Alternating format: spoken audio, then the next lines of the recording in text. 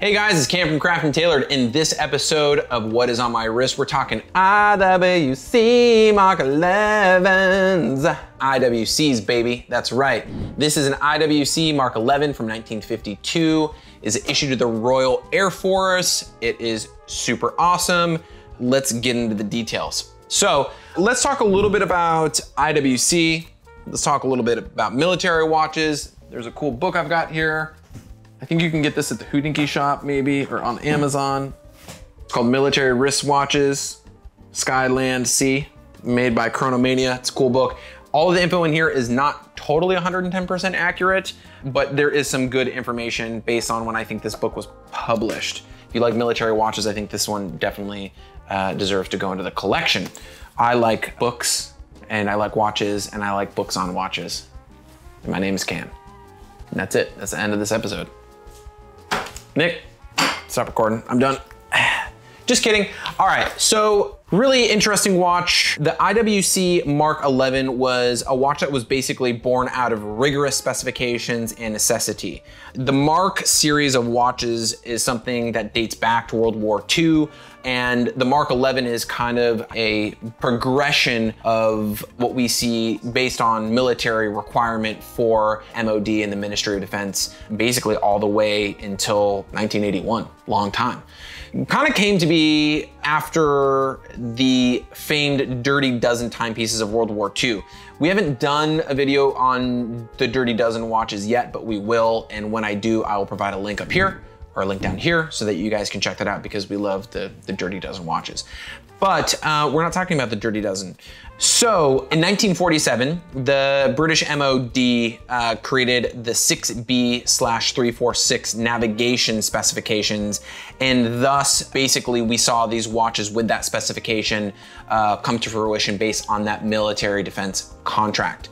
And basically this 6B/346 watch that was produced by IWC became known as the Mark 11. Both IWC and Jaeger-LeCoultre, or JLC, produced watches under the 6B/346 specification, and the JLC Mark 11 was discontinued in 1953, making IWC then the sole supplier outfitting British RAF pilots until the watches were really decommissioned in 1981. So really cool and long tenured history for the Mark 11. What's cool about the Mark 11 too is it's a watch that is kind of a no-nonsense watch. I'd almost compare it to maybe say like, you know, like an Explorer, very tool-like. I really like the difference between the JLC and the IWC version, which is a little bit interesting, different dial format, but the big thing is the separation between the minute and the hour hand. In typical IWC fashion, we kind of have that iconic IWC, almost like baton hour hand, which is real square and easily distinguishable, whereas the JLC variant didn't really have that. Just a shorter hour hand, so kind of interesting. So IWC and JLC both produced watches under the, I guess you could call it the Mark 11 designation for the RAF. The main difference between them is slightly different case and things like that, but ultimately the dial is very similar and it is built under that 6B/346 specification, but the hands are different and kind of the formatting of the dial is a little bit different. I personally prefer the hands on the IWC Mark 11s, but I think there's something cool about the cathedral hand that you see on the Jaeger-LeCoultre variants as well, if they do retain their original hands as well. Oftentimes, you know, watches going through servicing and military issuance, you know, they received what was kind of just available at the time. What's really cool too is these watches were ultimately repurposed. So when the watches were first produced, they did possess a radium dial. It's almost impossible to find either a JLC and or an IWC under the 6B/346 contract with a radium dial because the military and the RAF did replace those dials. So they were a watch that was kind of recycled in issuance. The MOD was very resourceful and kind of taking something and almost repurposing it and kind of like revitalizing something as to not waste it. And I think that's kind of the cool thing about these watches, is that they were built to be serviced and ultimately issued as a tool that would have service, as opposed to being something that was disposable, which makes them, I think, one of the cool and kind of like unique time-only watches. If we look at some of the CWC watches that followed later and some of the American military issued watches, they were almost built in more of a disposable fashion, making them easily to be bought and consumed by the military, but ultimately not something that would be serviced, which I think is cool about the Mark 11s, is that they're a watch that does possess a quality movement and quality finishing and things like that. So this Mark 11 does have a Circle T on the dial, which designates the use of tritium, and ultimately a watch that receives service through the MOD. The watch is 36 millimeters. It does have fixed spring bars. This one is on kind of this unique strap that basically folds over the spring bar, but these watches were commonly worn on like a NATO strap or a single pass, Perlon or something like that, which would make them easily to be worn on the outside of a flight suit or what have you. This one has kind of like this nice little leather strap that has like this glued down or finished kind of strap, which is something that you can find.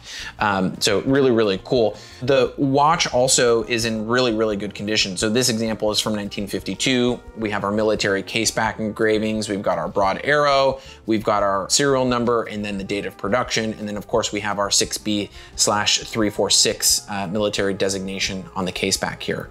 Nice oversized crown. This is a crown that you could ultimately wind with gloves on for setting and or synchronizing and ultimately winding the watch, which I think is kind of a nice design feature.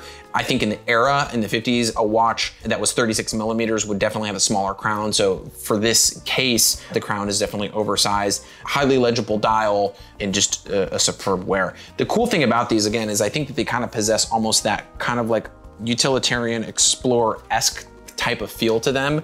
Kind of a no-nonsense watch that is very legible while being worn on the wrist. Really interesting watches, really excited to share this one with you. This one is in superb condition and very much original to its last element of issuance. It probably received this service dial sometime in like the 1960s when they were switching all the radium dials out to these tritium dials, which I think makes this really interesting. And also a nice watch to wear, nice on wrist, 36 millimeter, fixed spring bars, tritium.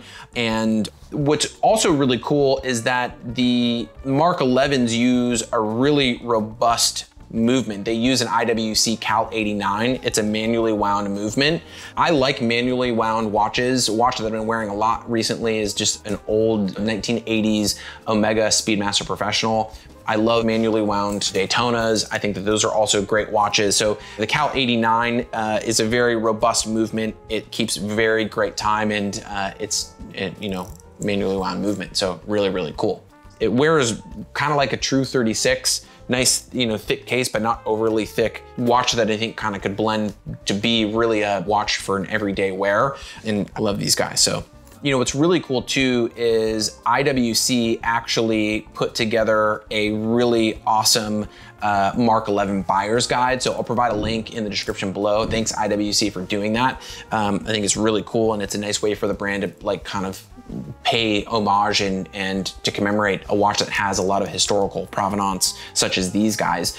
So as always, guys, thanks so much for tuning in.